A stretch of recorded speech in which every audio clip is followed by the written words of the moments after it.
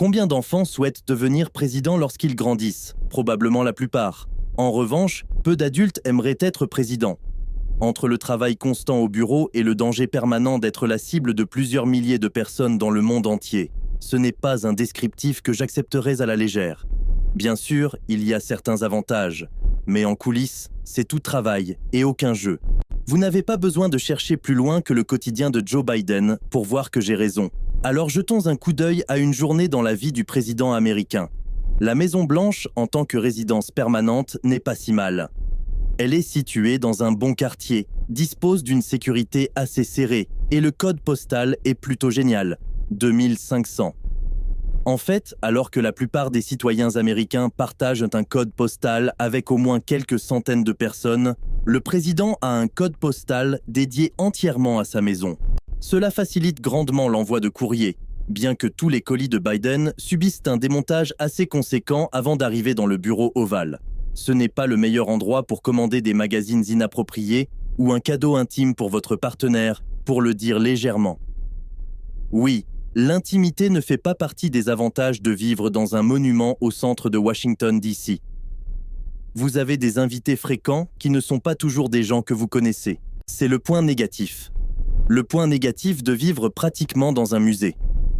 Les touristes défilent jour après jour avec des enfants curieux qui s'échappent de leur groupe et des légions de touristes essayant d'apercevoir un bout de vous.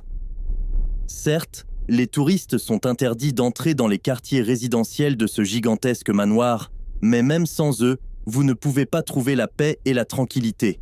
Avec une sécurité stricte 24 heures sur 24, des caméras partout et des gardes du corps qui se déplacent à toute heure, ce n'est pas le meilleur endroit pour se promener à moitié endormi en sous-vêtements jusqu'à la cuisine pour faire une collation de minuit.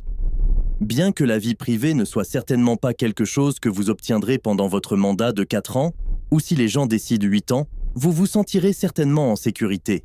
La Maison-Blanche est le bâtiment le plus sécurisé du monde entier, avec le Secret Service ne lésinant sur aucune dépense pour protéger ce symbole de la démocratie. Le budget annuel n'est pas exactement connu, mais avec une défense de premier ordre comprenant des systèmes antimissiles, une cybersécurité de pointe, des captures infrarouges, des designs de gardes et tout autant de chiens de garde. Le budget de sécurité morde effectivement une grande part des 1,4 milliards de dollars nécessaires au fonctionnement de la Maison-Blanche. Cependant, les avantages de vivre à la Maison-Blanche vont certainement au-delà de ce que vous obtiendriez dans une maison de banlieue typique. Vous trouverez certainement l'endroit idéal pour vivre, où vous aurez de la place pour votre propre maison, un chef en interne qui vous prépare le repas le plus normal et facile à préparer à la maison dans la Maison-Blanche. Un peu une surprise, mais vous saurez comment vous y prendre. La Maison-Blanche offre tous les avantages de vivre à la Maison-Blanche, y compris un salon agréable, frais et confortable. Probablement aussi expert en arts martiaux, un tuteur privé pour vos enfants, probablement aussi expert en arts martiaux, et une nounou qui, vous l'avez deviné, est probablement aussi experte en arts martiaux.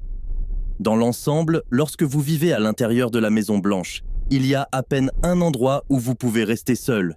C'est vraiment un cauchemar pour les enfants qui essaient de jouer à cache-cache. Mais assez parlé de l'endroit. La Maison-Blanche est merveilleuse, mais c'est l'US journée présidentielle qui rend l'ensemble du travail pas si attrayant en premier lieu. Les matins.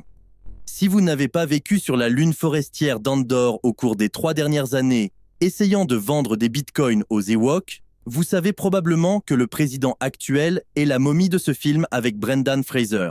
Oh, attendez, mon erreur. C'est en fait Joe Biden. Biden commence chaque jour avant 8 heures. Contrairement à certains dirigeants mondiaux qui sont célèbres pour être des couche-tard. Je te regarde, Poutine. Le président Biden suit la devise « Le monde appartient à ceux qui se lèvent tôt ». Tout comme son collègue russe, Biden commence également la journée par un peu d'entraînement. Il soulève généralement des poids et suit les instructions de son entraîneur personnel tout en regardant les nouvelles du matin.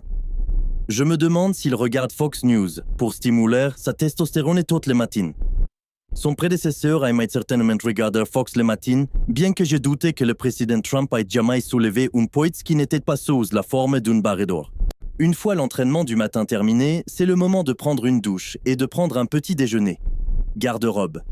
Il n'est pas un secret que Biden, âgé de 78 ans, est obsédé par son apparence, et avoir l'air élégant à cet âge coûte cher. Par exemple, le jour de son investiture, Biden arborait une tenue Ralph Lauren très coûteuse. Bien qu'il n'ait jamais révélé combien il a payé pour son apparence élégante, en se basant sur les prix de la marque lors de son premier jour en tant que président, on estime que la tenue de Biden coûtait environ 10 000 $. C'est de loin la robe la plus chère qu'il ait jamais portée depuis le début de son mandat. Cependant, ce n'est de loin pas le seul choix vestimentaire coûteux de Biden, mais il est loin de dépenser autant que d'autres dirigeants pour son apparence. Néanmoins, comme tout vieux gentleman, Biden a un faible pour les montres. Pas des montres de poche, comme son âge pourrait vous le faire croire. Le président a été surpris en train de porter plusieurs montres coûteuses au fil des ans, leur prix variant de 100 $ pour une Seiko 7T326 ML90 à une Rolex Datejust 41 de 10 000 $. Journée de travail. Bien que le travail de Biden soit certainement pressant, il trouve toujours le temps de prendre son café du matin avec la première dame. Pour le petit déjeuner, Biden a généralement un shake protéiné. Après tout, ses muscles de vieil homme doivent être correctement nourris. À 9 h, le président est déjà dans le bureau ovale et parcourt son emploi du temps. Tout comme la plupart des autres dirigeants mondiaux, son temps est segmenté en blocs de 15 minutes. Généralement, sa journée commence par quelques appels.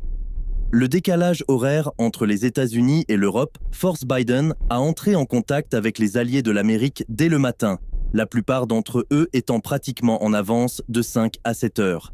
Pendant ce temps, il reçoit le briefing quotidien sur la sécurité et apprend tout ce qu'il doit savoir sur le monde. Souvent, le président grignote des sucreries qu'il garde sur son bureau du bureau ovale.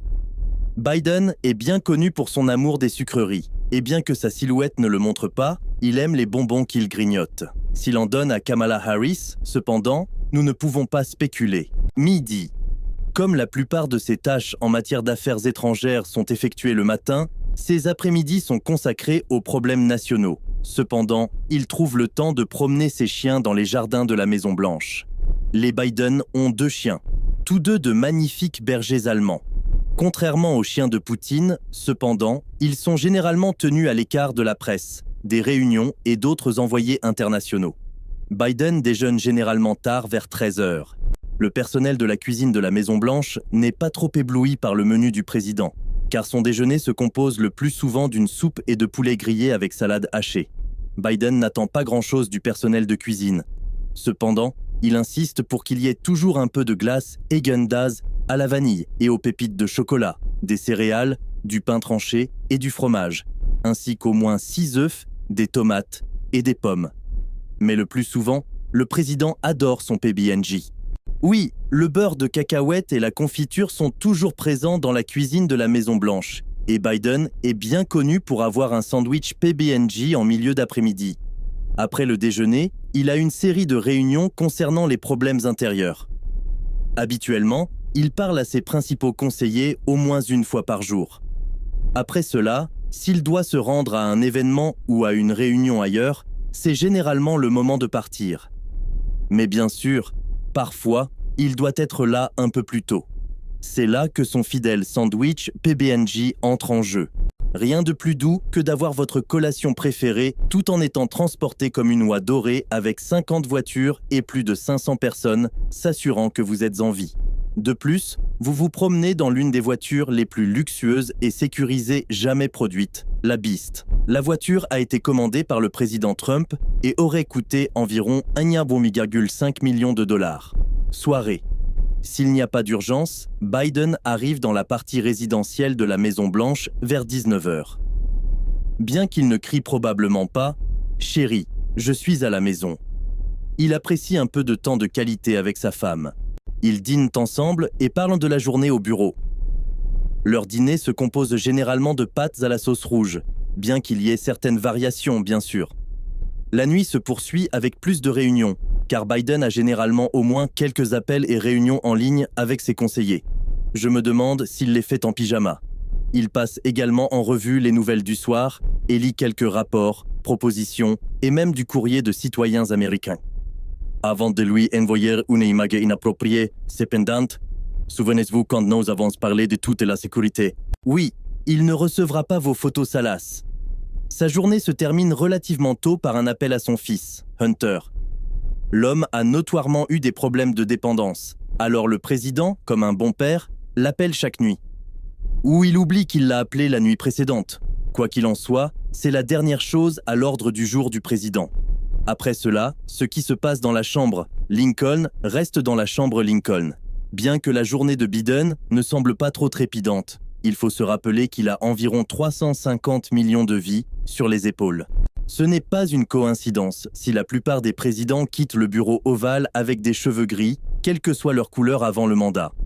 Et bien que le travail ne soit certainement pas à prendre à la légère, il y a certains avantages. Par exemple, avoir tous les sandwichs PB&J que vous pouvez manger. Que stockeriez-vous toujours dans la cuisine de la Maison-Blanche si vous étiez président? Faites-le moi savoir dans les commentaires ci-dessous. Si vous pensiez que la journée de Biden était folle, attendez de découvrir comment Vladimir Poutine passe sa journée. Je vous verrai la prochaine fois.